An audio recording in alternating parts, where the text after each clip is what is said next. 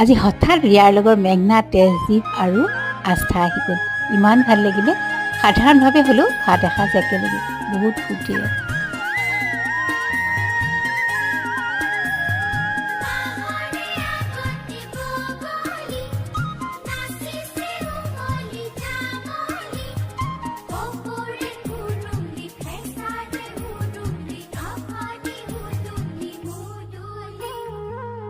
da da da da da da da da da da da